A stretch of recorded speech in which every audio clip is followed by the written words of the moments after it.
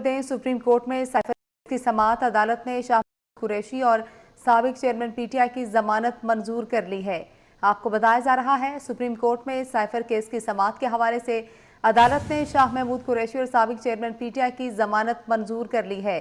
Cipher case में साबिक chairman PTI और शाह महमूद कुरैशी की दरख्वास्त जमानत पर समाअत कायम मुकाम चीफ जस्टिस सरदार तारिक मसूद की सरबराही में 3 रुकनी बेंच कर रहा था। जस्टिस मंसूर अली शाह, जस्टिस अतर मिनुल्लाह बेंच का हिस्सा थे।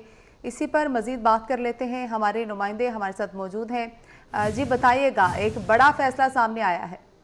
जी बिल्कुल, सुप्रीम कोर्ट ने ये फैसला सुना दिया है और अदालत ने शाह महमूद कुरैशी और साबिक चेयरमैन पीटीआई की साइफर केस में जमानत मंजूर कर ली है। 3 रुकनी बेंच ने इस केस की समाअत की थी। कायम मुकाम चीफ जस्टिस भी मौजूद थे, जबकि जस्टिस मंसूर अली शाह और जस्टिस अतर मिनुल्लाह भी इस बेंच का हिस्सा थे। चेयरमैन पीटीआई के वफा की जानिब से भी दलाल दिए गए, जबकि एफआईए प्रोसिक्यूटर भी अदालत में मौजूद रहे और उनकी जानिब से मुसलसल दलाल देने का सिलसिला भी जारी रहा। जबकि इस दौरान अदालत की जानिब से केस की समाअत में वक्फा भी किया गया था और उसके बाद इस समाअत को दोबारा शुरू किया गया था। साबिक चेयरमैन पीटीआई के वकील सुलेमान सफदर की जानिब से दलाइल भी दिए गए और कहा गया कि जो साबिक चेयरमैन पीटीआई है उनको सियासी इंतकाम का निशाना बनाया जा रहा है। साबिक वज़ीर आज़म की 40 मुकदमात में जमानत कबल गिरफ्तारी मंजूर हो चुकी है। किसी भी सियासी लीडर के खिलाफ एक शहर में 40 मुकदमा दर्ज नहीं हुए। जिस अंदाज में कानून नाफिज करने वाले अदारे मुकदमा दर्ज कर रहे हैं, इसे रुकना चाहिए। ये भी कहा गया कि साबिक वज़ीर आज़म रियासती दुश्मन नहीं बल्कि सियासी दुश्मन है। साबिक वज़ीर आज़म ने खत या मंदरजात किसी से शेयर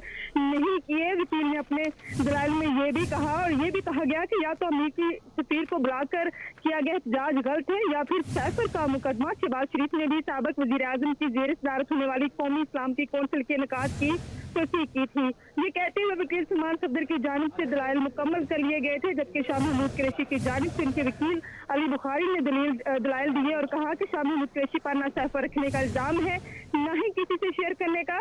शाह महमूद कुरैशी पर वह इल्जाम तकरीर का है जिसका जायजा अदालत पहले ही ले चुकी है। शाह महमूद कुरैशी 10 दिन रिमांड पर रहे, कोई बरामदगी नहीं हुई। जिस पर जस्टिस अतर मिनुल्लाह की जानिब से पूछा गया कि क्या शाह महमूद कुरैशी इंतखाबात में हिस्सा ले रही है, जिस पर वकील अली बुखारी ने कहा कि शाह महमूद कुरैशी आज कागजात जमा करवाएंगे। जिस पर जस्टिस अतर मिनुल्लाह ने कहा कि इंतखाबात में हिस्सा लेना ही जमानत के लिए अच्छी बुनियाद है।